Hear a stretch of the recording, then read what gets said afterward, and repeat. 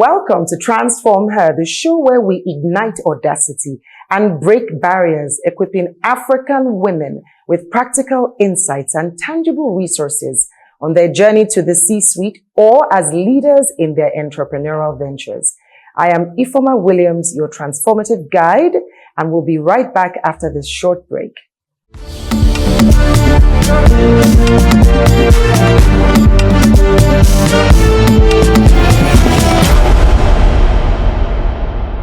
Welcome back. Today we are discussing with the very beautiful Ife Durosimi Etti. Ife is the founder of Herconomy. I'll let her tell you all about this powerful global phenomenon. But the topic we've chosen today is building bridges, fostering connectivity and collaboration in the African business ecosystem, because this is something Ife has done with great ease. Ife, welcome. Thank you very much. I'm very excited to be here. I've been looking forward to this interview. I have chased Ife across the globe. I'll be here. I'm so glad that we finally can sit down and have this conversation. Yes, I'm excited too. Ife, there's so much to talk to you about. I want us to talk about collaboration. I want us to talk about building tribes. I want you to tell us how you raised $600,000 in one day. Well, let's talk about how it all started. Okay. From what I gleaned, it started with AGS in 2018. Yes. So talk us through that journey. Okay, fantastic. So one day I was chilling. I was thinking about grant opportunities. So I had applied for different opportunities and I had gotten them. One of them was the Variance Advisory Grant. Another opportunity that I got at the time was the Tonelu Entrepreneurship Grant. And I realized that a lot of people that were getting some of these opportunities were the same people. I was always seeing the same set of people in the room. And I was like, why don't people know about these opportunities? I didn't know anything about the foundation. It was literally my dad who called me and said, oh, Ife, I just saw this announcement of a grant opportunity because I had started a business at the time. Oh, that maybe you should apply. You know, I think it would be good for you. And I was like, and when I went to check it, the grant opportunity had actually passed. So they were doing the announcement of people that had gotten it. I was like, Daddy has passed now and everything. So I just made a mark of it and I was like, I read up about it. I saw that it was a yearly program and all of that. So the next year, I told myself, I said, if I'm going to apply for this thing and by the grace of God, I'll get it. I applied for it and I had never written a grant before and we did.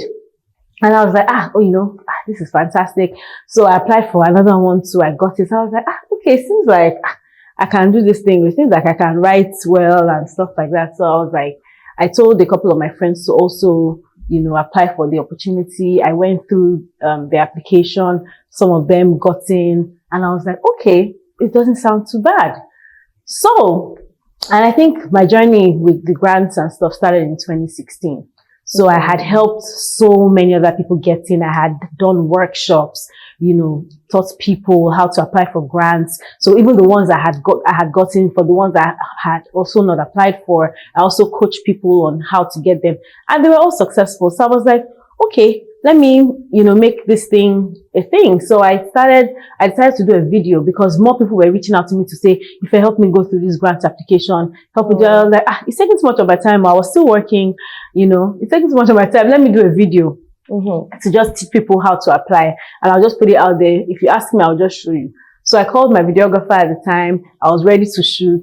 And she was looking through my notes. She was like, if I think this thing should be a book. And I was like, what?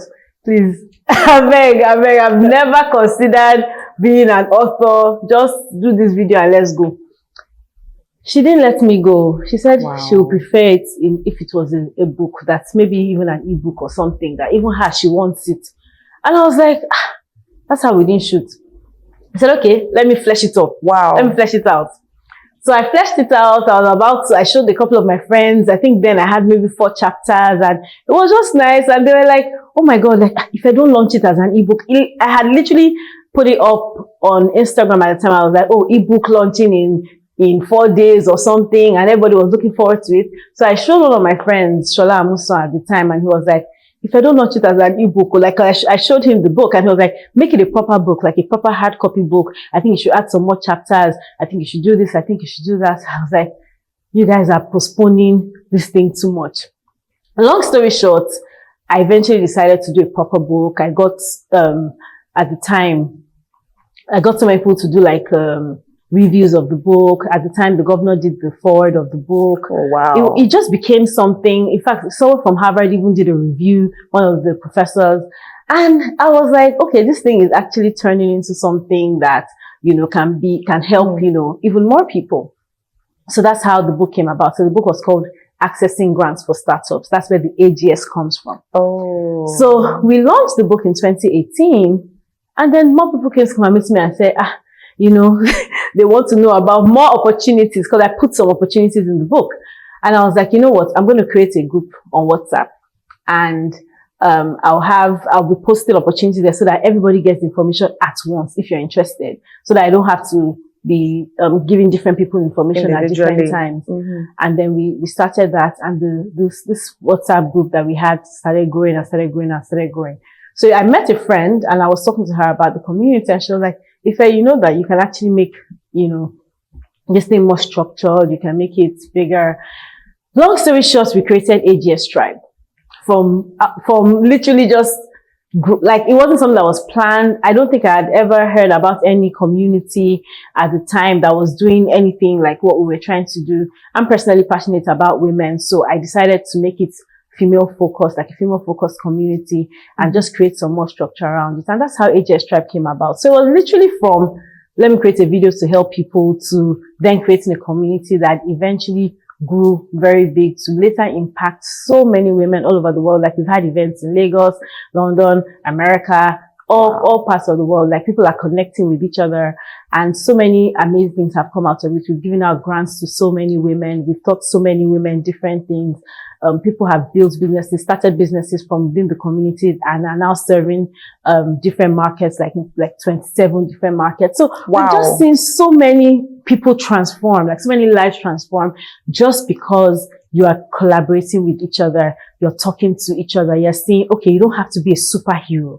You know, you can actually build structure around your home and still, you know, excel. And you can even fail and still wake up, stand up again, because you've seen examples of other women who have failed, who didn't die. You know, they woke up and, you know, they put on their big girl pants and started again, you know, letting them know that, you know, failure is part of the story. It's not the destination. So, and you will still be successful if you don't give up. So just having that community where you can, you know, just butt heads together, help each other, show each other, like, you know what, if this doesn't work, you can actually do this, or how can we help each other? You know, it's just been an amazing journey. And yeah, that's how it started. Yes, that's how AGS Tribe started. So, accessing grants for startups. Yes. You know, one of the things Ife has said, she said, pull up, wear your big girl panties. We hear that bandied around, but when we come to the practicality of things, I say this all the time. It is not how many times you fall, but how many times you decide to get up. And Ife, what she has done with community, and this is a big part of this interview. We want to talk about community and collaboration. Ife, you know, this thing of PhD, pull her down. Women don't help women. When I meet women like you, and I love the words you've used already, you've used words like transform and all of these things. Let's talk about collaboration. Tell us collaborations that you've had, right? And other collaborations generally. Yeah. Why is it important? You know, how did you come about those collaborations? And if I wanted to collaborate, for instance, how do I? Yeah. Collaboration is very important, and it's important for you to know what your motive is. What is your end goal? What do you want to achieve with the collaboration, right? And it's important to identify people that you can actually work with. And I would like to highlight some beautiful collaborations that I've seen. And, you know, I feel like when you tell stories, people can, you know, easily get the lesson as opposed to you speaking in big terms. So one of the collaborations I really love, like that, and both of these women were actually part of my community, Lady Biba and Gazmadu.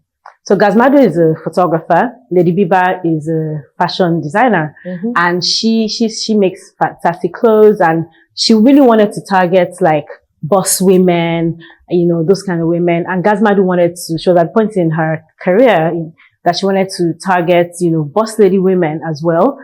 and make good pictures of them, because we realize that you tell a woman, oh, give us your profile. Let's say she has a speaking engagement. She does not have a profile. She does not have a headshot. She's giving you one headshot from her picture. She's not looking like a power player. And you're just like, what's going on? So she started, let me capture that market. And they came together to create such a phenomenal partnership. I think what they were doing yearly was a yearly thing called the Boss Lady Portraits, where Gazmadi would take the pictures of these women and Lady Biba would provide the clothing, and it was a match made in heaven. Wow. She would make like power suits, it was fantastic. Like literally year on year. I'm sure they've done this thing like 4 times now. And both brands significantly grew. Right? Gazmadu, I don't think before then a lot of people didn't really know her as much, but once they did that collaboration, both brands leveraged on each other's, like probably social media, knowledge, things like that. And both brands grew because they had the same target market and they're non-competing brands, right? So that's a partnership that I really love. I've also seen some other people partner to grow each other. I've seen like, Jerry Fabikun and, Ini Dima Okoje. They were both friends from school, but Ini was, she's an actor. Fantastic actor. Derry does clothes, and anytime Ini is going out, they will make her clothes. And they're both talented in their different spheres, and they're both helping each other's brands. Just those kind of collaborations. I see makeup artists do it all the time with actors, like upcoming actors. It doesn't have to be somebody that is already up there. Derry and Ini, I remember when they both started, both of them, they were still, I think Ini she had just gone to acting school in New York or something like that. She was literally just starting out, Derry too, fresh out of school, just starting out, and they were just literally helping each other. And both of them are now, have exploded. They've exploded. Yes. You see so many brands like that. So it's important for you to really, really, collaborate, and, something beautiful, can come out of it. So I think that collaboration is beautiful. You can collaborate with big brands, can collaborate with small brands. And I think a lot of people, even partnerships are also very important. A lot of people think that when you send an email to like a corporate organization, they can only support you by giving you money. No. They can partner with you, and just their brand name being on your backdrop is already enough to make your own brand look big without them giving you money. So I think that it's so important for people to know that you don't have to always send, sponsorship emails, especially when you're just starting out with just big amounts. So you must only give me 50 million, 100 million. A lot of brands plan their budgets, way ahead. They have budget cycles. Exactly. Yes. They have budget cycles, so they might not be able to support you the way you want to be supported at that point in time. But there are other ways that they can collaborate with you to make your program or your event become bigger. I'll tell you, when I was launching my book, actually, I had 0 naira. Wow. But I had a big dream. I had a big dream. To hire out a hotel. Girl, in fact, I had a big dream. I was like, I wanted it to be like, I wanted it to be classy. I had big dreams. So nothing wrong with dreaming. It starts from there. Yes. But guess what? I spoke to, I think it was Chizoba Obato at the time. I didn't even know. Maybe actually, I think it was Lola de Sweet Cravings. I just called her. At the time, I used to patronize her because I really love some her pastries and stuff. I called her. I was like, "Oh, I'm trying to do this thing.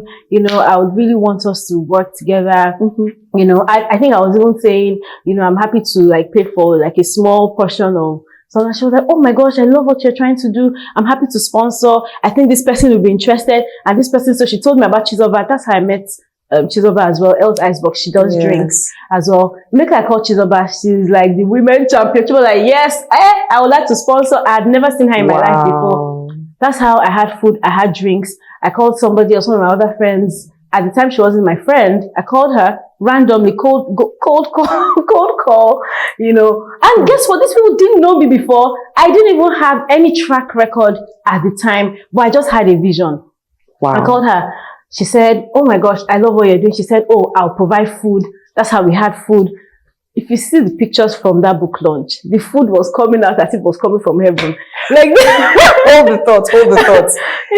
So much that we're coming back to discuss, but we're going to take a short break and we'll be right back.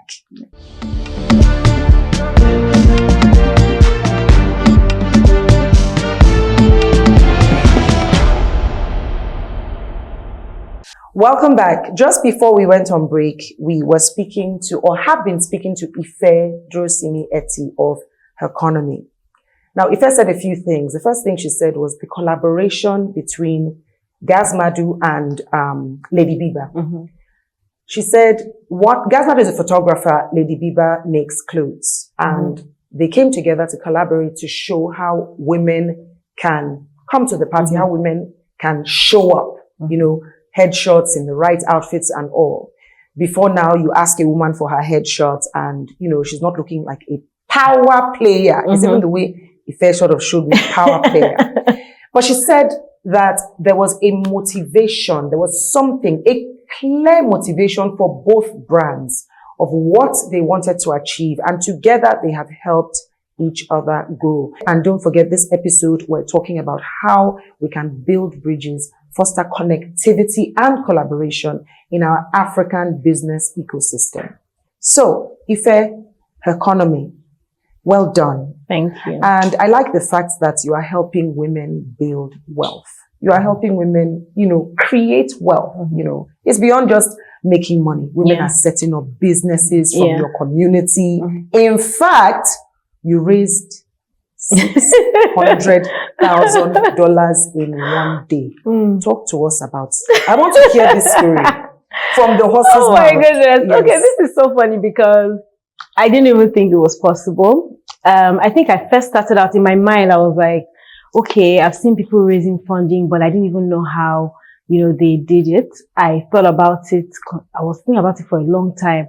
And I said, you know what? I'll try to raise $300,000. I'll go and speak to different investors that I've heard about, or different investors who I think will be interested in what we're trying to build. And I started talking to investors and they didn't quite get what I was trying to build. They were thinking I wanted to build another Facebook for women. And I said, no, that's not what I'm trying to build. We have a community which is thriving, but this one is going to be focused on them building their wealth. And, you know, a lot of them didn't get it. So I said, you know what? Someone just said to me one day, if I ask your community, they've already been part of your community now for years and they already see the impact. They already know what you're trying to do. So ask them if they'll be interested in investing. So one day I just went on my Insta stories and I was like, if you're interested in investing in, then it was still AGS Tribe, let me know. And I just put up a Google form and about 50 people filled out the form.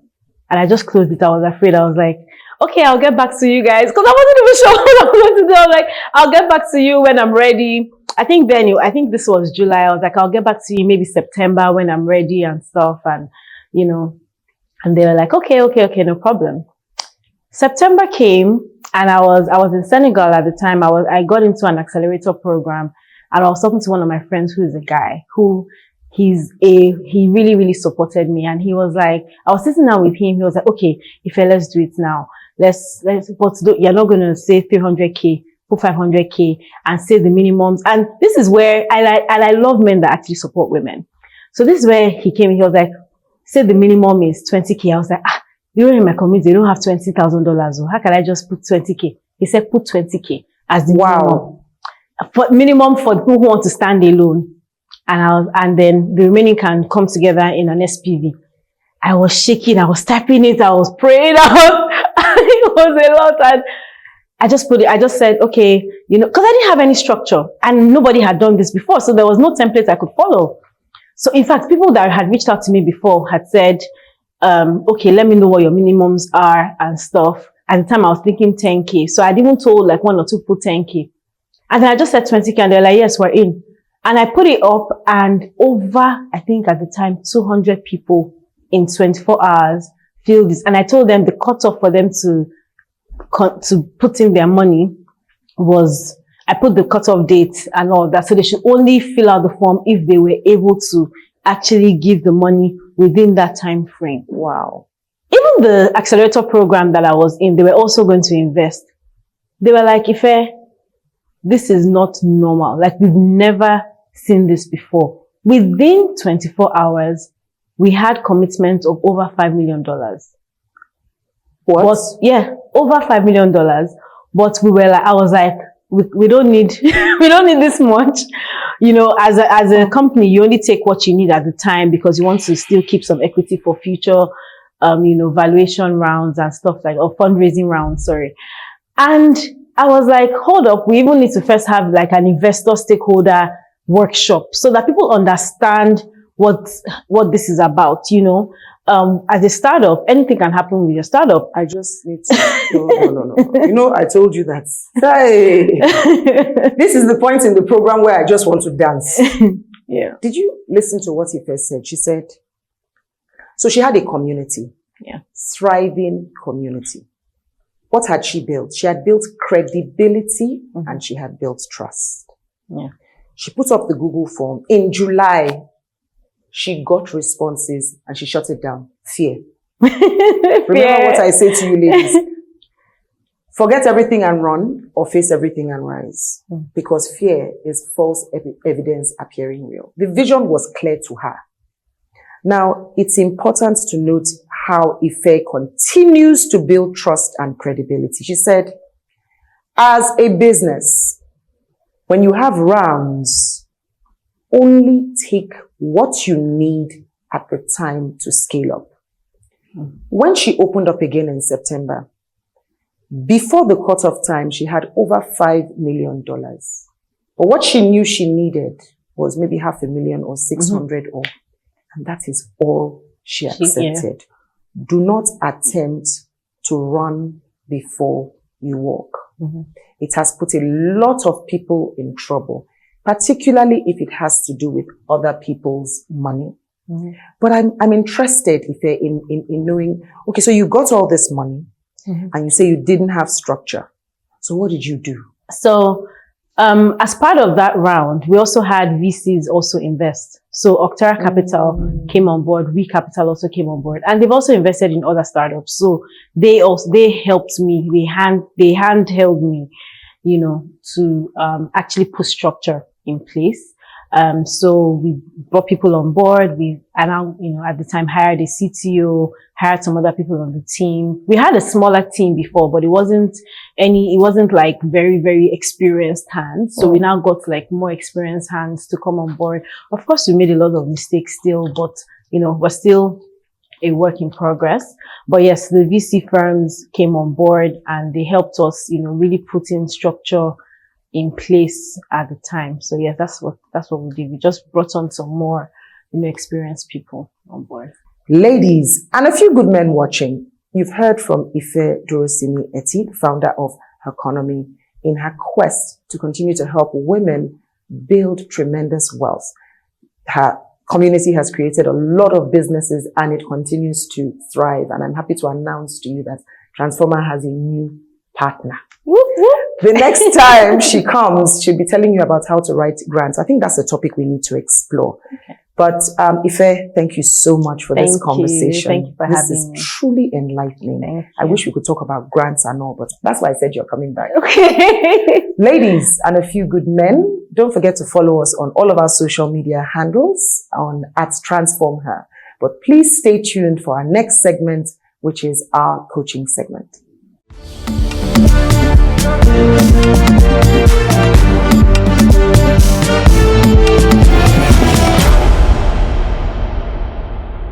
Welcome back to this coaching segment on TransformHer. Now, we started a few episodes ago discussing the very important leadership attribute of restraint. In our last episode, we stopped at a point where we said that you must read the room. You must pay close attention to the dynamics in the room to understand how you can practice restraint as a leader. Remember that you can be too restrained or overly effusive. And so when we say read the room, I'm going to go through what it means to read the room, the importance of reading the room, and what the core principles of reading the room entail. So it's the ability to gauge the mood, the energy, and the dynamics of the people in the room. Now, please note the word energy. It's from the varying energy levels that you know how to apply restraint effectively. It's important because it ensures effective communication and positive interaction. And so what are the core principles in restraint? It is knowing when to speak, when to listen, how to give feedback. Oftentimes we say that it is not what we say, but how we say it. And so your tone, your pitch, your pace, most importantly, your energy and your body language. Because more than what it is you are saying, people are watching your actions. So these are the key elements of reading the room. Your body language, your energy levels, the group dynamics, but also the cultural sensitivity and nuances of the group in the room. As a leader, you must understand the different cultural sensitivities and you must find a way to manage it such that everyone feels respected and heard in a group. For your body language, it's important that you observe non-verbal cues. As I was saying, a person might be saying one thing with their mouth, but their body and their eyes are speaking a different language. You must learn or imbibe or, the ability as a leader to look at the group, the dynamics, how different people, varying people are communicating and reading their body language all at once, particularly your own body language. Energy levels, you must notice the overall mood in the room. Is it one of excitement? Is it one of tension? That way you know how to speak, how to address the audience, when to speak and when to listen. You must understand the dynamics in the room, the hierarchy in the room. Are there people senior to you in the room? Are there people junior to you in the room? Now, don't confuse this, right? It doesn't mean that where there are people senior to you in the room, you put up an act, and where there are people junior to you in the room, you act like the boss and without respect. You must apply and net out equal measure of respect, whether you are with your superiors or people that you lead. Now, for cultural sensitivity, you must be aware of cultural norms and differences that may affect interactions as a leader. Until next time, when we will still be discussing this very important topic of restraint in leadership, it's goodbye.